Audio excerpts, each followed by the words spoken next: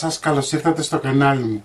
Όλο και πιο συχνά μου ζητάτε να σας φτιάχνω φαγητά γρήγορα, έτσι. Το σημερινό φαγητό μπορείτε να το κάνετε σε 10 λεπτά, είναι για βραδινό φανταστικό, όμως μπορεί να σταθεί και σε ένα τραπέζι. Θα φτιάξουμε ριγκατόνι 4 τυριά. Μην ξεχνάτε να κάνετε κοινοποίηση στα βίντεο μου, να κάνετε εγγραφούλα στο κανάλι μου, οτιδήποτε χρειάζεστε μπορείτε να έρθετε στην ομάδα μας Μαγειρικές Απολαύσεις στο Facebook. Γράψτε μου ένα σχόλιο αν σας άρεσε η συνταγή ή από πού με βλέπετε και τώρα πάμε να σας δείξω την εκτέλεση και τα υλικά. Όπως σας είπα είναι ένα πάρα πολύ εύκολο φαγητό. Εδώ έχω 2 λίτρα ζεστό νερό, καυτό νερό, το έχω βράσει στο βραστήρα και θα βάλω μία κουταλιά της σούπας και μισή αλάτι. Θα ανάψω τη φωτιά μου.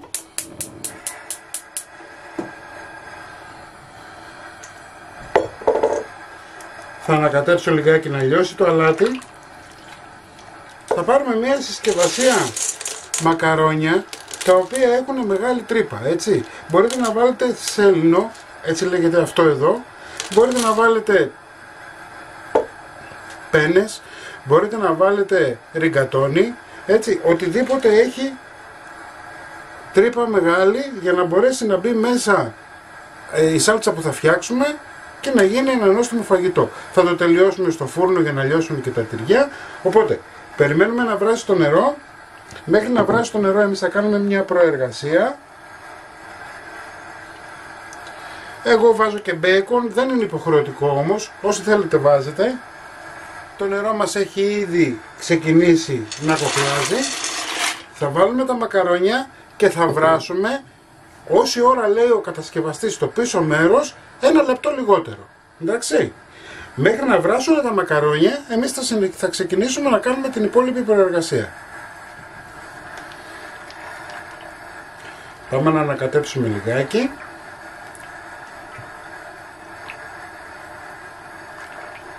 Ωραία.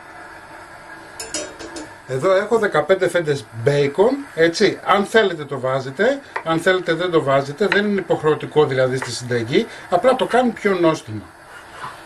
Έτσι, μπορείτε αν θέλετε να βάλετε κάποιο άλλο αλατικό, να βάλετε γαλοπούλα. Ή να μην βάλετε και καθόλου, να το αφήσετε με τα 4 τυριά. Θα το κόψουμε σε μικρότερα κομμάτια. Η μοναδική αναμονή είναι αυτή να περιμένουμε να γίνει το μακαρόνι μας. Έτσι. Ανακατεύουμε συχνά πυκνά και περιμένουμε. Σε ένα βολ θα βάλω 500 γραμμάρια κρέμα γάλακτος. Μπορείτε να το κάνετε και με βαπορέ, έτσι λίγο διαλυμένο. Για όσους θέλουν κάτι πιο οικονομικό. Θα βάλουμε πιπέρι.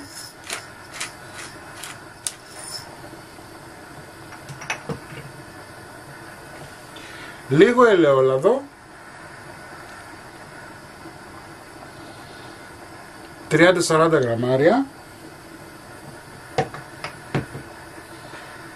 Δεν θα βάλουμε αλάτι γιατί έχω επιλέξει να βάλω τυριά όπως το Kerrygold, το οποίο είναι πολύ αλμυρό, λίγη παρμεζάνα. Θα βάλουμε μοτσαρέλα και κάποια γραβιέρα. Έτσι, 4 τυριά.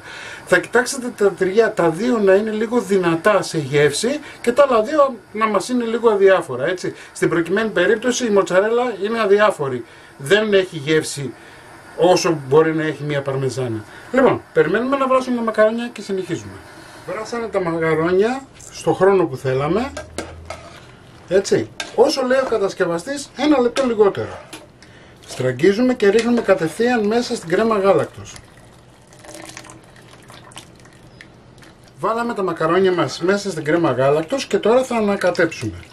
Γιατί το κάνουμε αυτό, για να πάει παντού η κρέμα γάλακτος, να μπει μέσα στο μακαρόνι.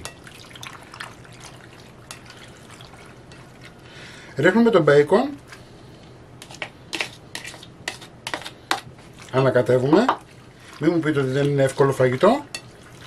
Έτσι, έχουμε ανάψει το φούρνο μας 200 βαθμούς αντιστάσεις, γιατί θέλουμε να λιώσουν τα τυριά και να πάρουν έτσι ένα ωραίο χρώμα.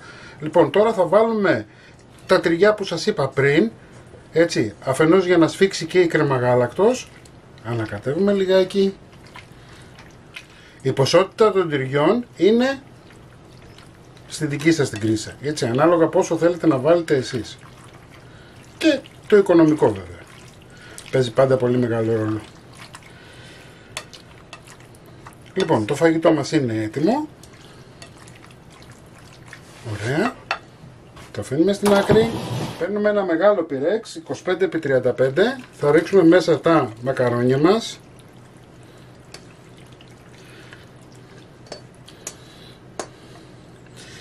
Είναι από τις πιο γρήγορες συνταγές που μπορείτε να κάνετε και να σταθεί σε ένα τραπέζι, να το ευχαριστηθεί και ο κόσμος που θα το φάει, αλλά και εσείς να μην κουραστείτε. Ωραία.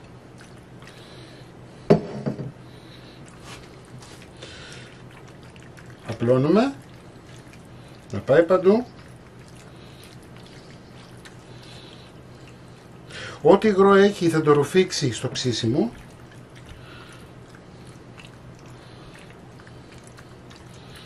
Έτσι πιέζουμε λιγάκι. Λίγο τυρί από πάνω.